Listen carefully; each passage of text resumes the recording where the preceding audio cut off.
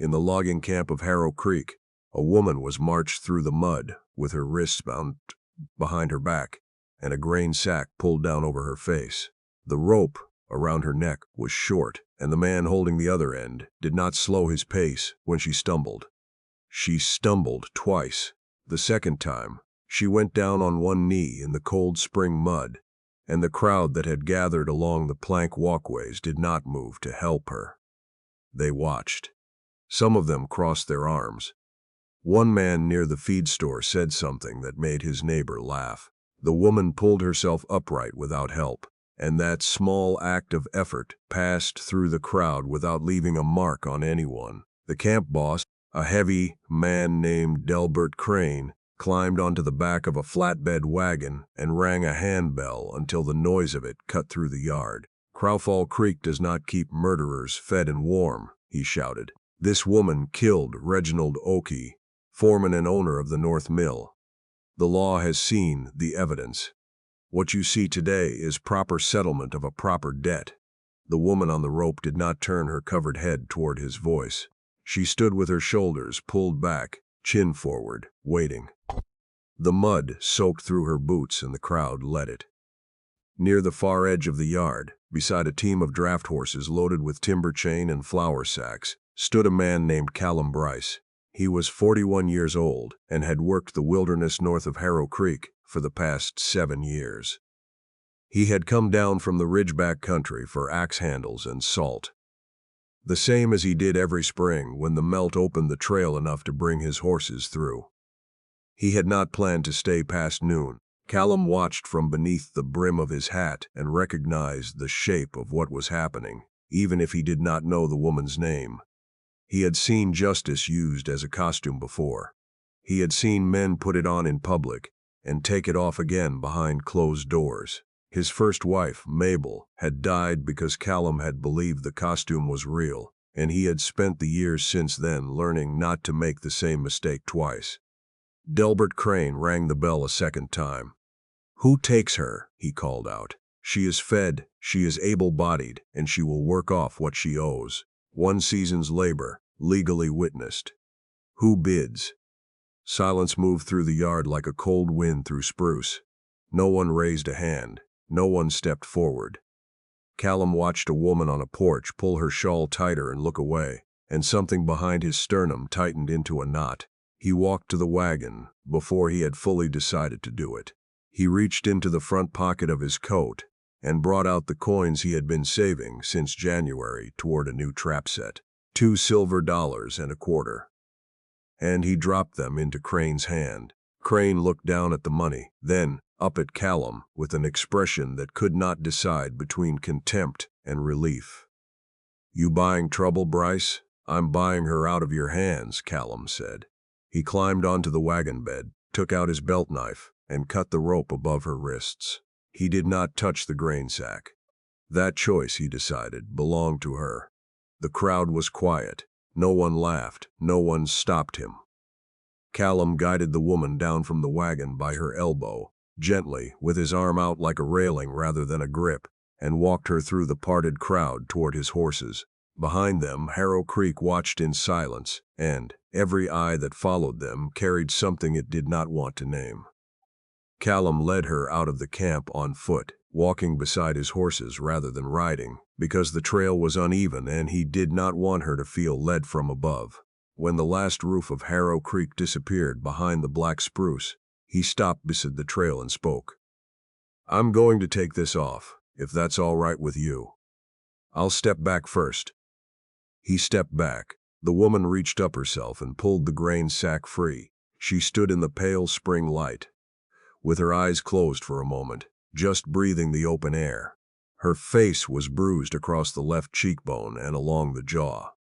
Her hair had been cut short and unevenly, the kind of cutting done by someone who wanted to diminish. But her posture had not changed from what it was in the camp yard.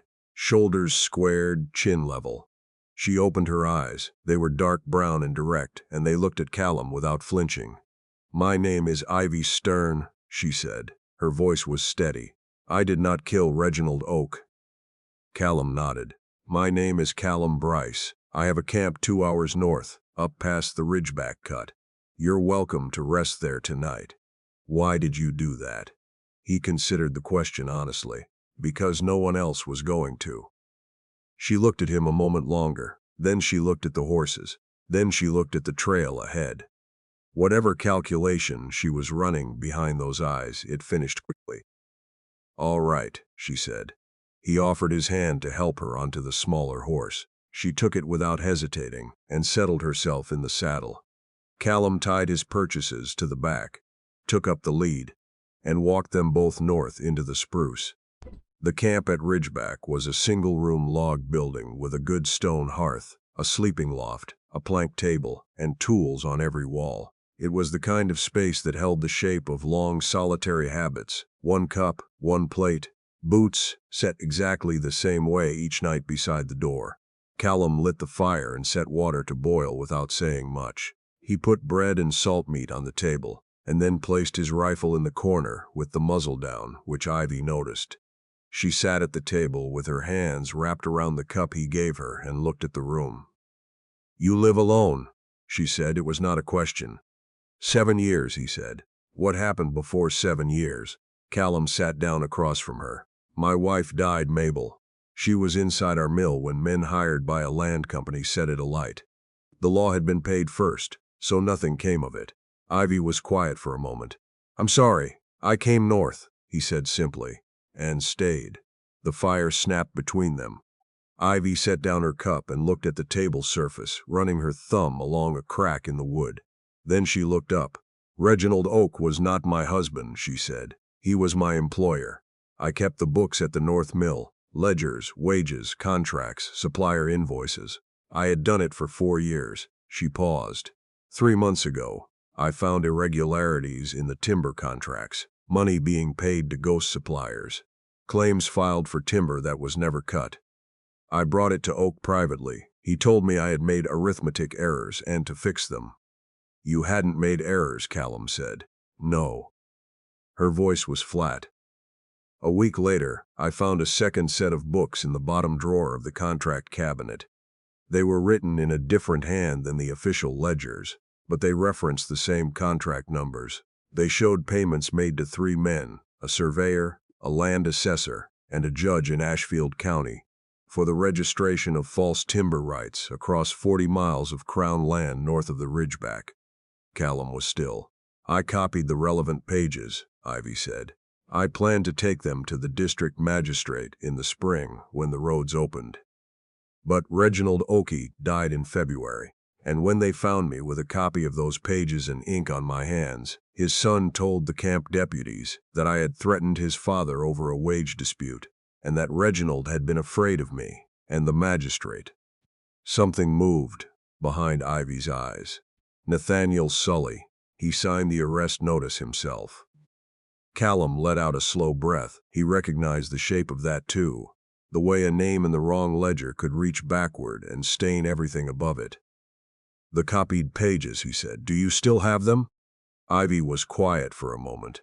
She looked at the fire. Then she reached beneath the hem of her skirt, worked at the inner seam near the waistband, and drew out a folded packet no larger than 2 fingers wide, wrapped tightly in oilcloth. She set it on the table between them. I sewed them in the morning they arrested me, she said. I had 30 minutes between knowing what was coming and the knock on my door. I used them. Callum looked at the packet but did not touch it. Sully's name is in there? Sully's name, 2 payments, and the land parcel numbers, she said. And the name of the man who owns the holding company that received the false timber rights. She paused. Harlan Vetch. He sits on the provincial land board. The fire was the only sound in the room for a long moment. They will come here, Callum said. It was not a warning. It was a fact laid between them like the oilcloth packet. I know, Ivy said. He nodded once. Then he reached across and moved the oilcloth packet to the far side of the table, closer to her than to him. That choice also belonged to her. Callum meant to keep a distance. He gave Ivy the loft and slept in the chair by the door. He handed over what she needed, food, warm water, clean cloth for her face, and did not linger. But a camp with 2 people in it is a different thing than a camp with 1. Habits shift without announcement. On the second morning, Ivy was up before him and had the fire going. On the third, she had patched the gap in the doorframe that had let cold air in all winter, using a strip of hide from the scrap pile and a handful of wooden pegs. She did it without asking.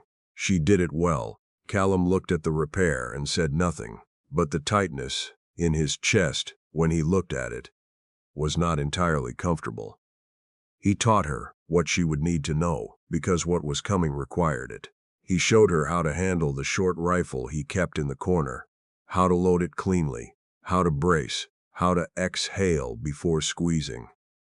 He showed her the second trail north, the one that was not visible from the main cut, and how to move through wet spruce without leaving a clear line of broken branches.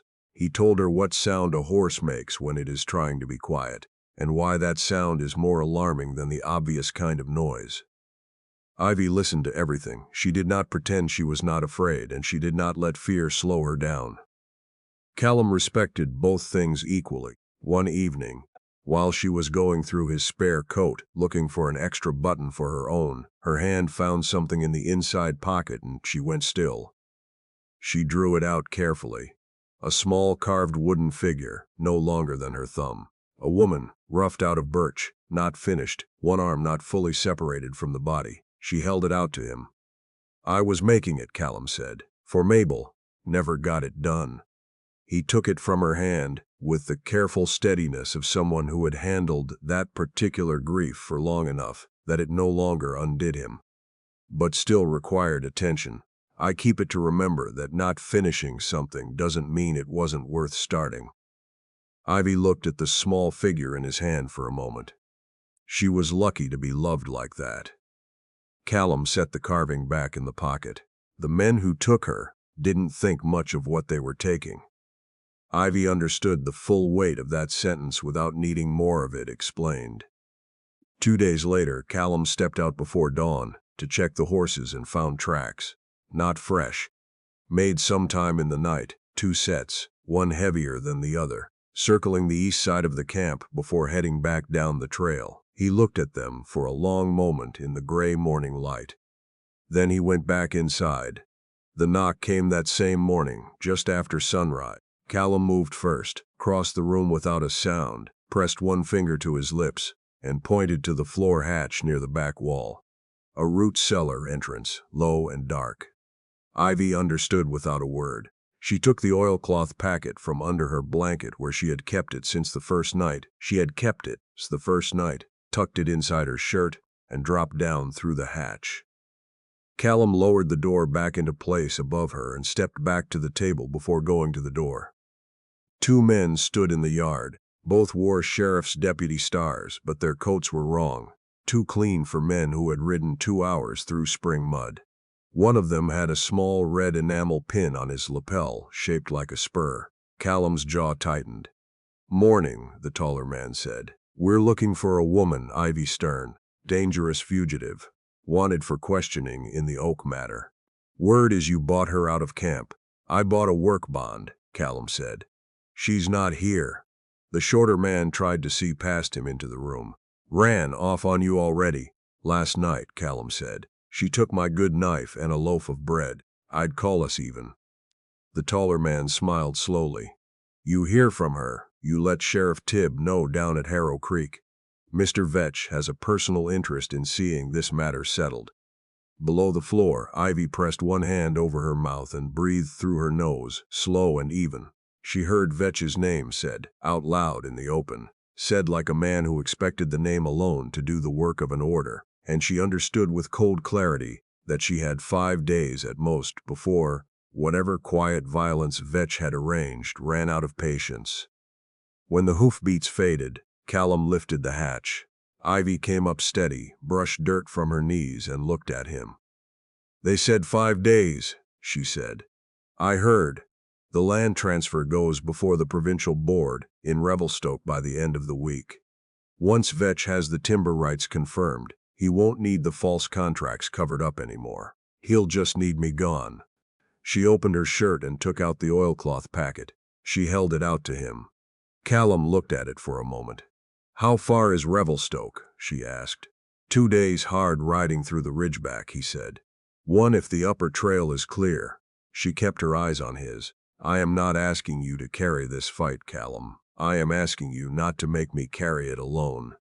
He took the packet, and 5 days was no longer enough time to stay still. They left before first light. Callum packed methodically.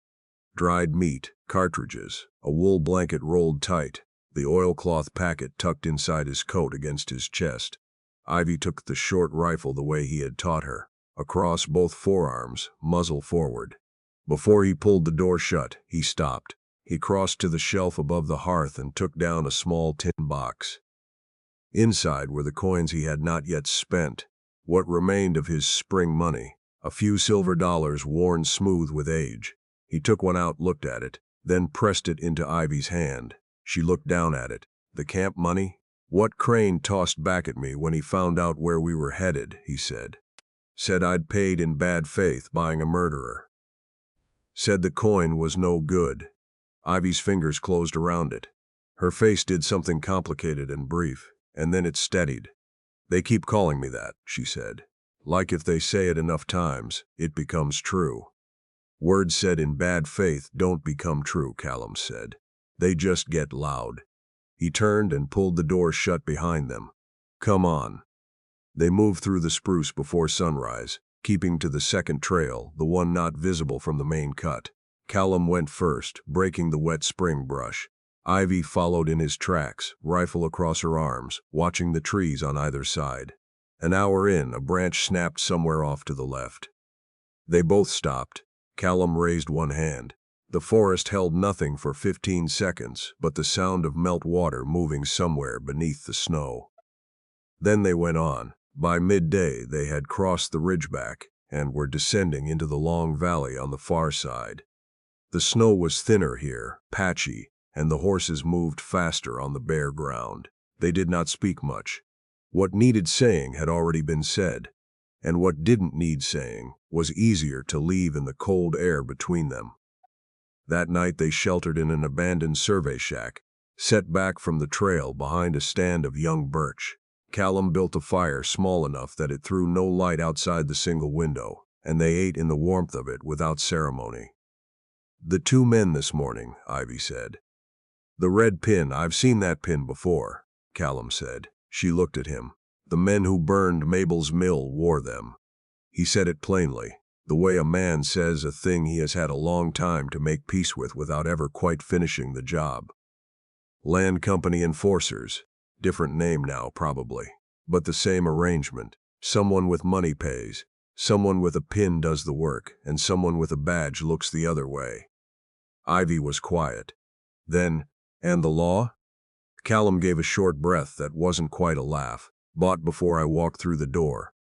The fire between them burned low. Ivy leaned forward and set a small piece of birch on it. Surviving alone is not the same thing as being safe, she said. You know that. He looked at her. You came north, she said, and you kept yourself alive, and that took courage. But courage held in one place too long starts to look like hiding. The fire took hold of the new wood. Callum watched it. I'm not asking you to fight my war, Ivy said again. But her voice was different this time, quieter, and less like a warning, more like an open door. I'm asking you to stand in the same place I'm standing. Outside, the valley wind moved through the birch stand. Inside the shack, something that had been very still in Callum for a long time shifted toward the light, and behind them, down the long ridgeback trail, men with red pins were closing the distance. They reached the narrow canyon above Revelstoke at noon the following day. The path through it was barely wide enough for one horse at a time. Granite walls on both sides, a frozen creek running down the center, the sky a pale stripe above. Callum disliked it immediately. He stopped at the entrance and listened. Ivy pulled up beside him. What is it? Too quiet. The first shot came from the right-hand wall, high up, and hit the frozen ground 2 feet from Ivy's horse. The animal lurched sideways, and Ivy kept her seat through pure reflex. Callum was off his horse before the echo finished, and had her arm, pulling her behind the bulk of his horse, and then behind a shelf of fallen granite as a second shot kicked up ice beside them. Get to the far side, he said. The creek boulders. Ivy went low, moving fast through the snow, clutching the front of her coat, where the oilcloth packet sat against her ribs. Two riders appeared above on the right side wall, picking their way down a game trail with rifles across their saddles. Callum recognized the taller man from the morning visit. He fired once toward the ridge. The shot went wide but sent both men scrambling back behind the ledge. He moved toward the boulders. A third shot came from higher and further left, and this one found him. The impact hit his left side, below the ribs, and he staggered but did not fall. He reached the boulders and went down behind them on one knee. Ivy was beside him before he had registered the blood. She put both hands against his coat where the darkness was spreading and held firm. "How bad?" she said. "Keep moving," he said. His voice was rougher than he intended. "Take the packet. Get to Revelstoke." "No, Ivy, no," she said at once, the same way she had said her own name in the yard at Harrow Creek, direct and without apology. Then she looked over the top of the boulder. One of the riders had come down the game trail and was cutting across the canyon floor toward them, pistol out, moving at a low crouch. He had the small red enamel spur on his lapel. He stopped when he saw Ivy. "Mr. Vetch says alive if possible," he said, "but he's not particular." Ivy looked at the rifle lying in the snow beside Callum's knee. Everything she had carried from Harrow Creek to this frozen canyon came together in one clear moment. The grain sack, the auction plank, the warrant with Sully's signature, the fire in Oakey's office where someone had burned the original ledger and thought that was the end of it. All of it had brought her here. All of it had tried to make her small. She picked up the rifle the way Callum had taught her. Stock to the shoulder, cheek to the wood, exhale first, she fired. The man dropped into the snow. The canyon went quiet. Then shouting came from the upper ridge, and Ivy heard horses scrambling back up the game trail. She turned and pressed both hands back against Callum's side. "You are not dying in a canyon," she said. He looked at her with something that might have been argument and might have been relief. "Then we'd better move," he said. She got him upright with his arm across her shoulders. He was heavy and the footing was bad, and every few steps a sound came out of him that he did not intend.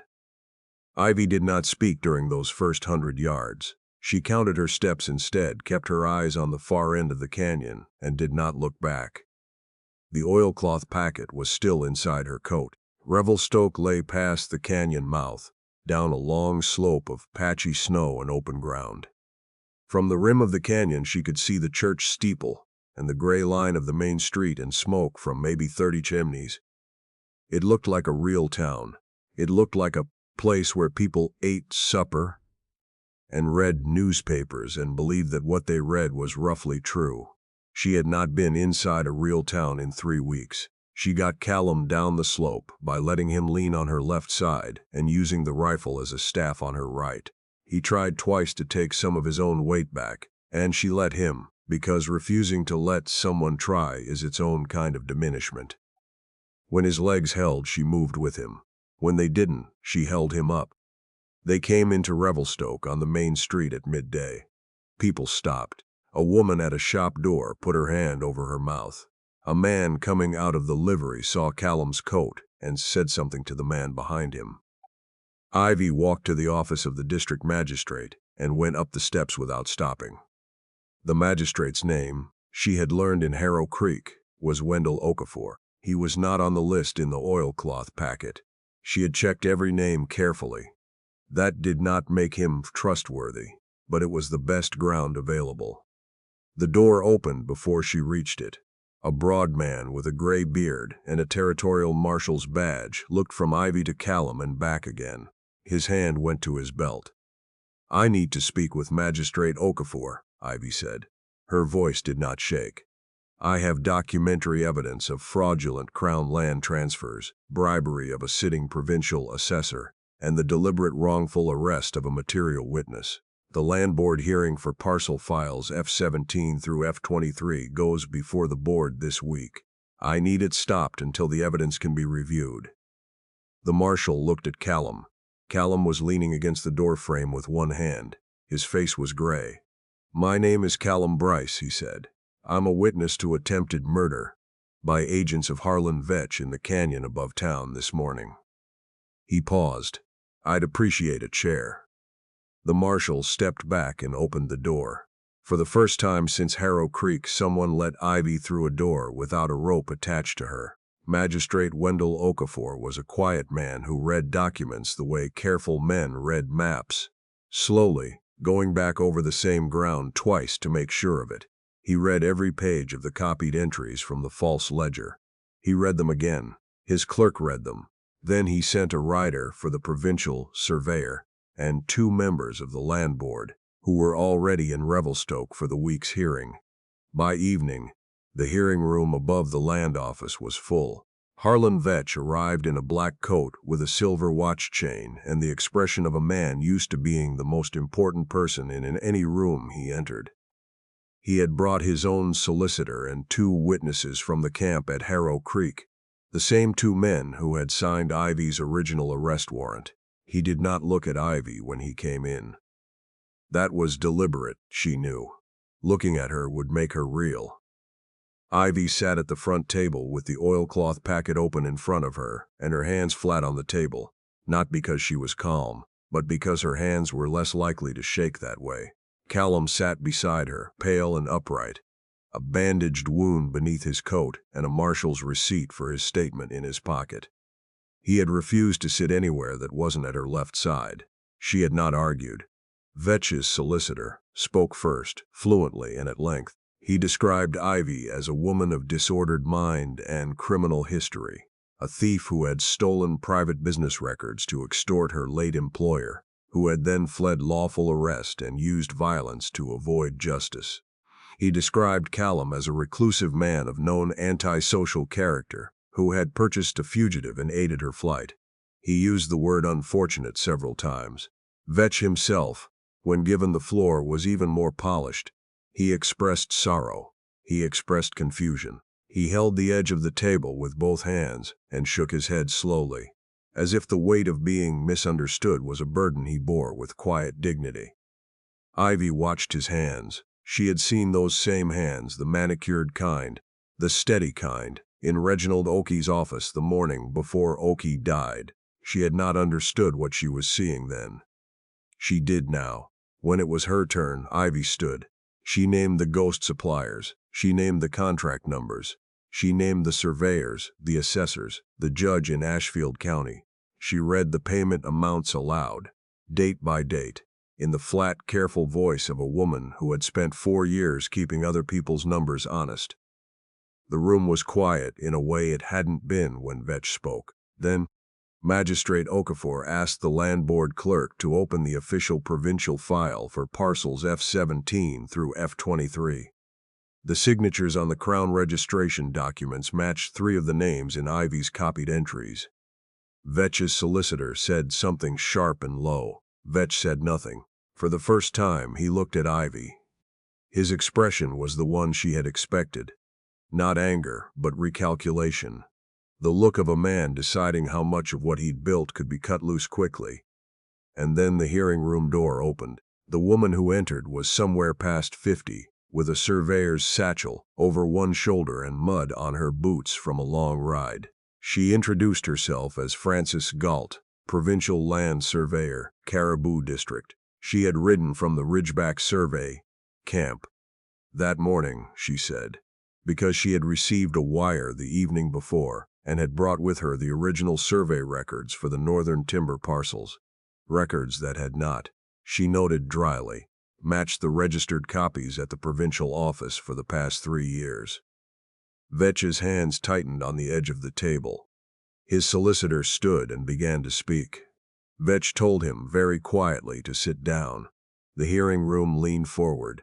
Magistrate Okafor looked at the 2 copies of the survey records side by side for a long time. Then he looked at Harlan Vetch.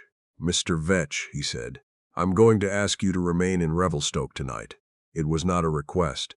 Vetch sat very still. His polished grief was gone. What remained was just a man in an expensive coat in a room that had turned, and who had no more moves to make in it.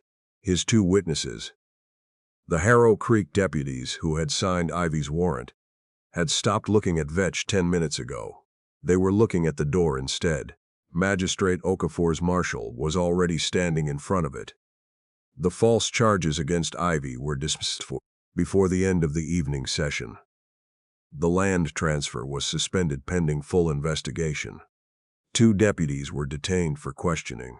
Magistrate Okafor looked at Ivy across the hearing table and said, with the minimal formality of a man who knew what had actually been brought into his room today, "Your name is clear, Miss Stern. I'm sorry it cost you this much to make it so." Ivy looked at the oilcloth packet, now empty on the table in front of her, its contents spread across the official record. She had carried it through the mud of Harrow Creek, through a root cellar, through 2 days of cold trail, and through a canyon where someone had shot at her. She had kept it dry. She folded the oilcloth neatly, the way you fold something that has done its job.